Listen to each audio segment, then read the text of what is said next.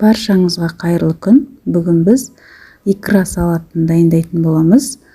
Ең алдымен видеоны соңына дейін көріп, менің каналыма тіркеліп, қоңыраушаны басып, комментарий жазып, лайк басып отырыңыздар.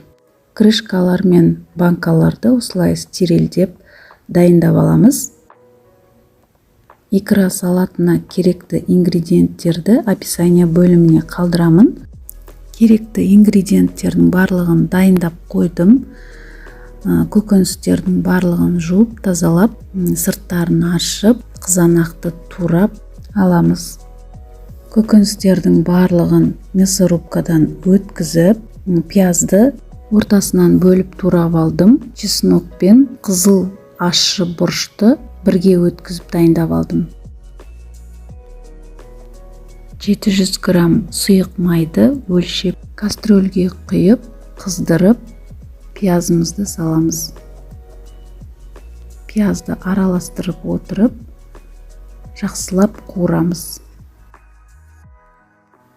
Міне осындай сарғыш түсті болып қуырылған кезде үстіне көкшөптерімізді, укроп, петрушкамызды саламыз. Оны да араластырып қуырамыз. 4-5 минут өткен кезде сәбізді саламыз.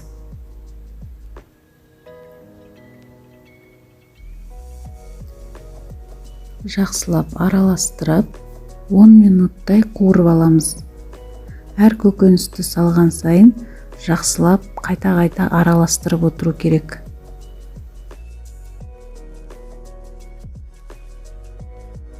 Сәбіз 10 минут қуырылғаннан кейін үстіне қызыл болгар бұрышын саламыз. Қызыл түсті болгар бұрышы болғаны дұрыс. Салатымыздың түсі әдемі болып шығады.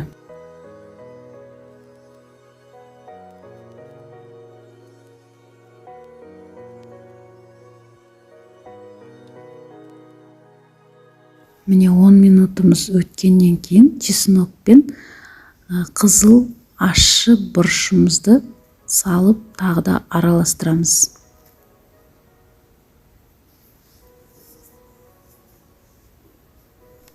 Осы кезде қара домалақ бұрышымызды саламыз. Бір уыс салдым мен, және лавр жапырағын салдым.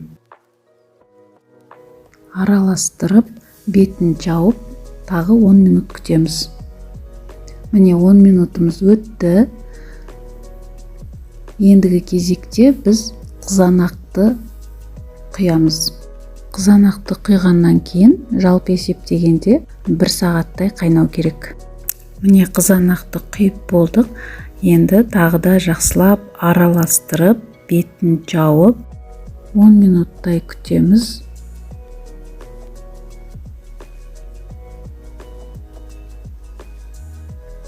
Енді тұз себеміз.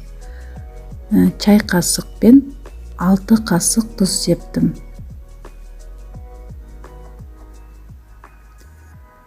Араластырамыз жақсылап.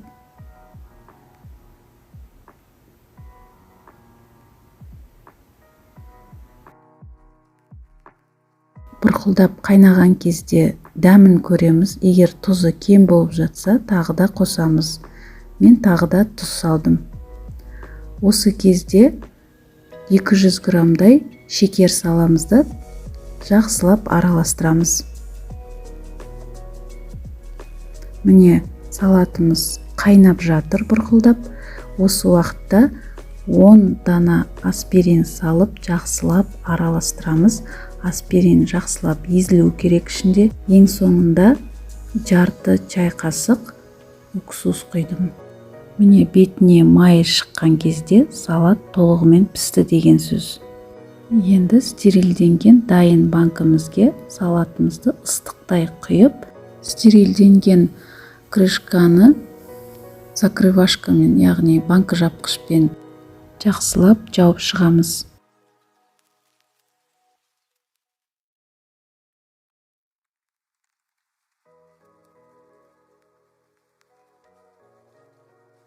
Банкіге салатты құяр алдында осылай жақсылап араластырып алу керек.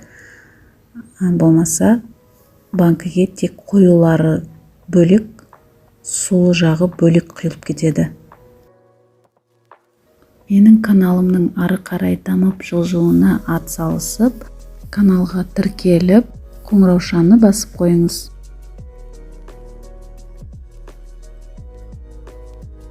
Міне біздің икра салатымыз дайын, әдемі дәмді болып шықты. Менімен бірге дайындап көріңіздер. Сұрақтарыңыз болса, комментария бөліміне қоя кетіңіздер. Сұрақтарыңызға міндетті түрде жауап беремін. Сіздермен бірге болған Гүлнұр Темировна.